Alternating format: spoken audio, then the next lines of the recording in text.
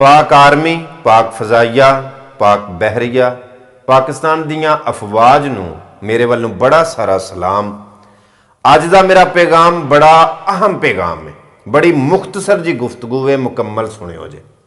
जिन्हां मुल्कां नूं तरोड़ना हुंदा है, जिन्हां मुल्कां दी तकसीम करनी हुंदी है, जिन्हां मुल्कां दी तबाही करनी हुंदी है, उन्हां मुल्कां दे विच सब तो पहलां अवाम और फौज दे विच नफरत पैदा की जाती है। ਜਦੋਂ फौज के आवाम आमने सामने हो जाते हैं, एक दूजे के खिलाफ हो जाते हैं, दुश्मन वास्ते बड़ा आसान हो जाता उस मुल्क को तरोड़ना, उस मुल्क की तबाही करना। बदकिस्मती के नाल मेरे मुल्क की फजा खराब की जा रही है, लेकिन असी सारे मिल के दुश्मन के इस प्रोपेगेंडे को नाकाम करांगे। वेखो, जिन्हां मुल्कां की फौज कमज़ोर हुंदी है ना, उन्हां मुल्कां दा हाल लीबिया, इराक, शाम, फलस्तीन जैसा हुंदा है। फखर नाल आना कि पाकिस्तान की गयूर बाशऊर अवाम, पाकिस्तान की गैरतमंद जुर्रतमंद अवाम अपनी अफवाज के नाल शाना बशाना खड़ी है। और पाकिस्तान दियां अफवाज अपने मुल्क वास्ते चमन वास्ते, इस गुलशन की खुशहाली वास्ते बड़ियां कुर्बानियां दे चुकियां ने।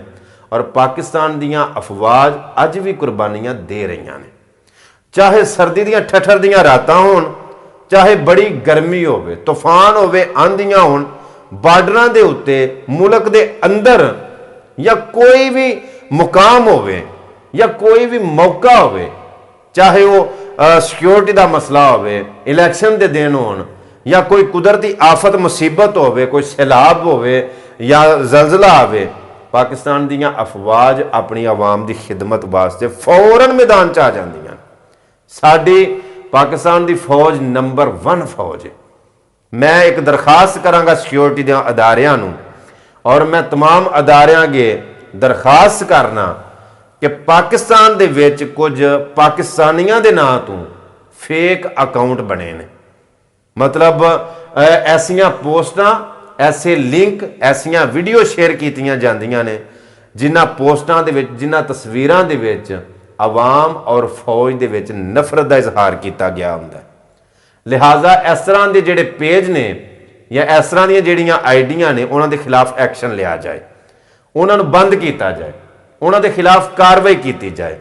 वेखो, अज मैं गुफ्तगू कर रहा, खुदा जानता है, अल्लाह की कसम में कोई किसी का दबाव नहीं, कोई किसी के कहण ते नहीं बना रहा, अपने अंदर की गल कह रहा कि यार आखिर फौज दे विच कौन ने? किसी का बाप है, किसी का मामू है, किसी का चाचू है, किसी का बेटा फौज दे विच, किसी का भाई फौज दे विच। वो फौज वाले कौन ने? वो साडे अपने ने, किसी दूसरे मुल्क के बाशिंदे पाकिस्तान दे विच आके ड्यूटियां नहीं कर रहे। लिहाजा अपने दे खिलाफ ना चलिया जाए।